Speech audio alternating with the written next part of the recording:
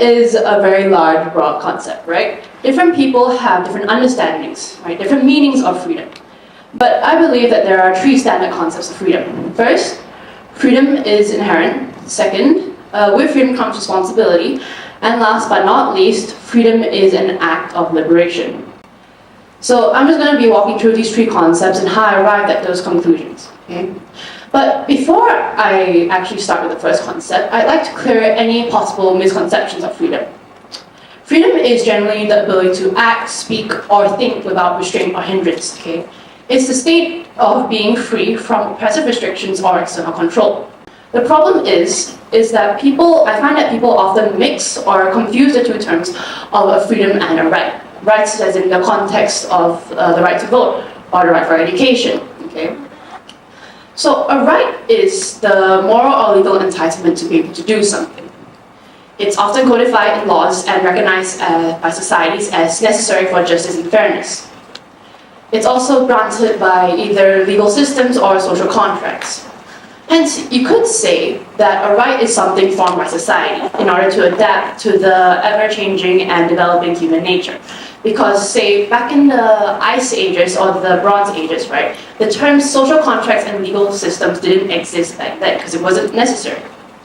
So, a right is not inherent. And that brings me on to my first concept, that freedom is inherent.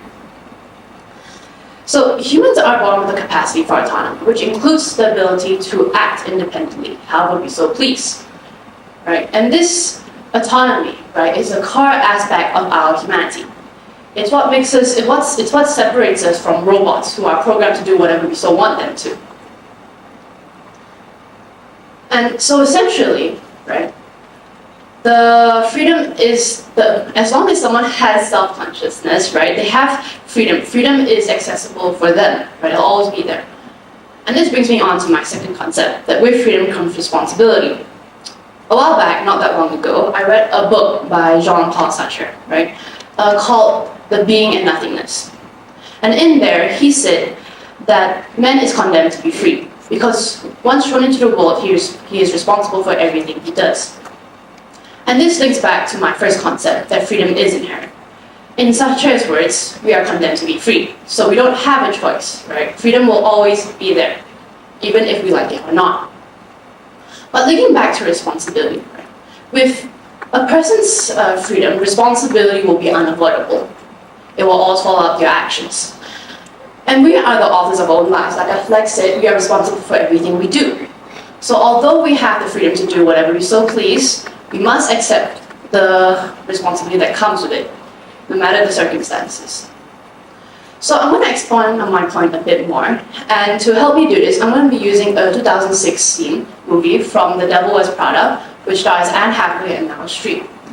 So before I play it, I'll just give a brief context of it. Basically, they're in a scene, and Anne's character, right, is a fashion designer. And she has an assistant, Emily, who's been given the opportunity to go for the Paris Fashion Week. But recently, Anne's character was given the opportunity to go for Paris Fashion Week instead. And of course, she took it. So here, Anne's character rationalizes that she didn't have a choice, possibly because of the job's pressures or Miranda's demands, Meryl Streep's character. And when she says, I didn't have a choice, what she does is that she deflects the responsibility of her choices. But it's quickly brought to light as Miranda says that she did choose. She chose because she wanted this life. And that links back to how we're responsible for everything we do. So Anne must come to terms with what she did, okay? Because she knew that her accepting it would affect Emily in the process. And so the thing about it, right, is that even though we have the freedom to do however we want to, right, our choices are often influenced by external factors. Factors such as social or economical, and also personal values, beliefs, or ambitions. And when we have a goal, right, we have a sort of checklist. Okay, so I must do this in order to achieve my goal. And when we do that, we have a vision. Well, not a vision, but a path in mind. And it's very straight. Okay? And when we do that, it limits our choices. Okay? It limits how we see everything. And that's why we lean towards the phrase, I didn't have a choice. Because every action has a consequence, and because we know of the consequences or have an idea of what the consequences of our action will be, we chose to do something that will benefit us some way, somehow. Just like Anne did. And no one was stopping Anne's character from stepping down and giving the opportunity for promotion to Emily. But Anne's character wanted that promotion, so she took it, although nothing was stopping her from doing otherwise.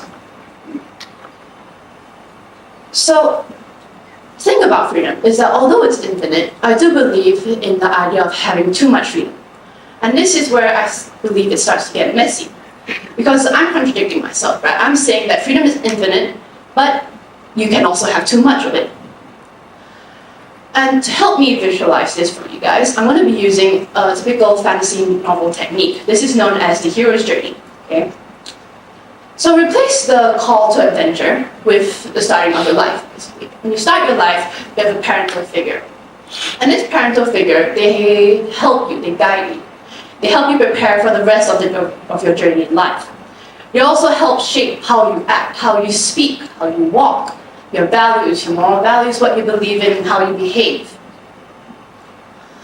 So, I'm just going to move away from this a bit. You'll get where I'm trying to get at eventually, and I'm going to introduce the concept of a tutorial. Tutorial as in the tutorial games give you in the beginning of the game. And just like parental figures, what they do is that they introduce you to the gaming mechanisms. They tell you how to operate it, what to do, what not to do. And because I play games, right, I like to rush through things. And when I rush through things, that means I skip the tutorials. So I don't read and I just skim through it. And because of that, I find that I waste a lot of time having no idea what I'm doing, making a lot of mistakes. And on top of making a lot of mistakes, I lose a lot of lives in game. So I have to respawn, to restart.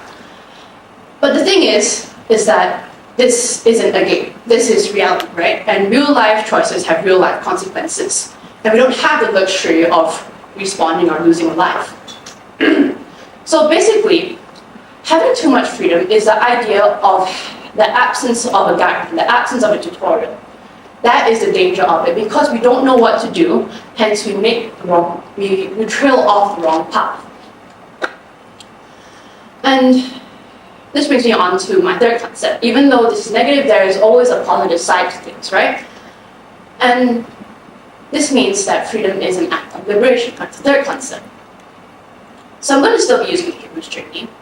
And as you can see, it's a bit of an over-exaggeration because it's fantasy, right? In real life, no one really has a death and rebirth and comes back as a hero. So just replace it with everyday things. Okay?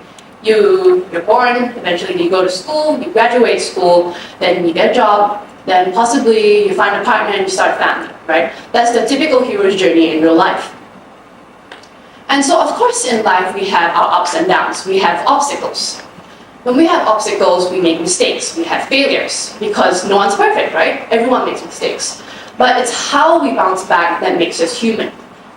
This freedom to learn from our mistakes, right? To learn from our mistakes, learn from the obstacles. This is to reflect on it. This is how humans get better, stronger, wiser, right? This is how we are at today with technology.